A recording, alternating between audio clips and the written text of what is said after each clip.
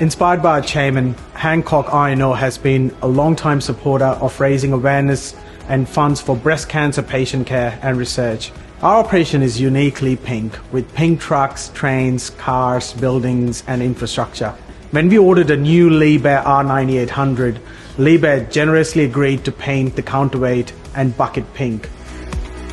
The Every Bucket Counts campaign was the genesis of a brainstorming session that took place between Hancock Iron Ore and Liebherr-Australia as we were preparing for the delivery of the R9800 fleet.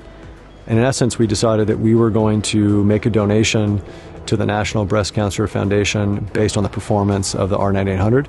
To all of our surprise and good sense, we saw that the Hancock team here on site and the operators actually outdug and outloaded their forecast for the month. And at the end of the month, what that has led to is a $50,000 donation by Liebherr-Australia to the National Breast Cancer Research Foundation. It's a first of its kind. Each year, our people fundraise to support the ongoing efforts for research and patient care. And it has been great to have Liebherr alongside us this year. Together, we can help make a difference to the lives of families battling this devastating disease.